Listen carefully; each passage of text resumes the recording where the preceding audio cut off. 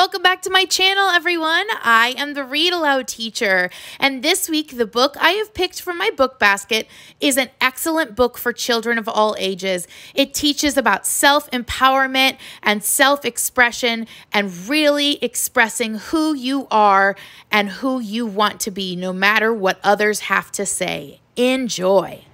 Sewing the Rainbow by Gail Pittman. In a small town in Kansas where everything was gray and dull and flat, there was a little boy who was full of color and sparkle and glitter. His name was Gilbert. Gilbert loved visiting his grandmother's clothing store. He'd sit next to her while she sewed and draw beautiful gowns and costumes. Gilbert dreamed of someday bringing these drawings to life. But one day, his father took away his art supplies and tore up his drawings. Surrounded by building blocks and erector sets, sports gear and slingshots, Gilbert's colorful, sparkly, glittery personality started to fade, and he too became gray and dull and flat, just like the Kansas landscape. When I grow up, he dreamed, I'll go somewhere filled with color.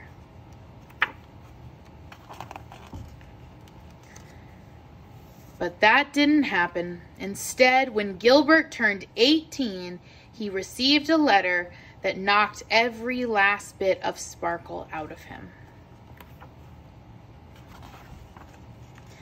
Gilbert hated his dull, flat uniform, and when he refused to shoot the gun they gave him, "I won't do it," he said.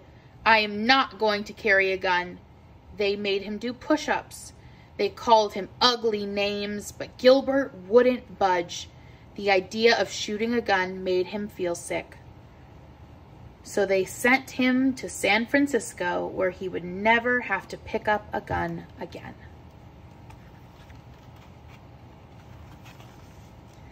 The day Gilbert arrived in San Francisco, he saw magic. Instead of gray, dull, flat landscape of Kansas, there were rolling green hills, shimmering blue bay, and cool white fog wafting over the Golden Gate Bridge. Gilbert was home. Finally, he could breathe. He could be his colorful, sparkly, glittery self.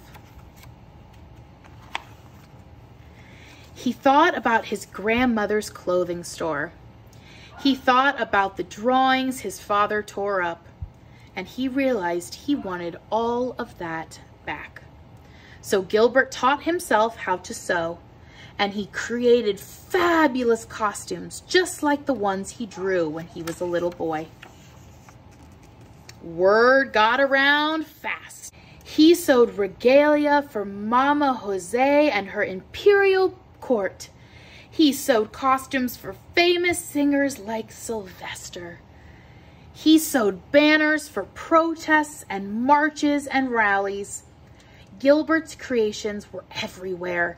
He was making the city more and more colorful by the day. There was just one thing that continued to blemish their beautiful city. It was a symbol that in Gilbert's community was a constant reminder of evil. "We need a new logo," his friend Harvey said to him one day, and Gilbert got an idea.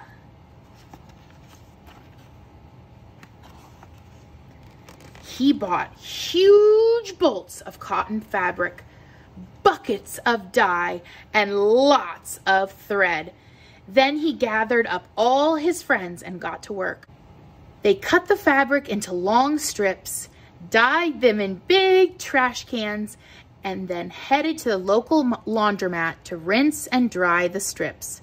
They ironed the creases so the fabric was so nice and smooth. Then Gilbert began to sew. They worked until dawn. By the time the sun rose, Gilbert and his friends had created 2 beautiful rainbow flags. But their work wasn't over. "A flag belongs in the wind," Gilbert said. The big day arrived. A crowd gathered around City Hall. Gilbert held his breath.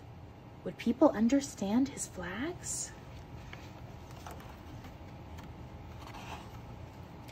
Up they went. The flags unfurled, flooding the sky with a spectrum of colors. The city radiated with color and sparkle and glitter, and the crowd lit up like gold at the end of the rainbow.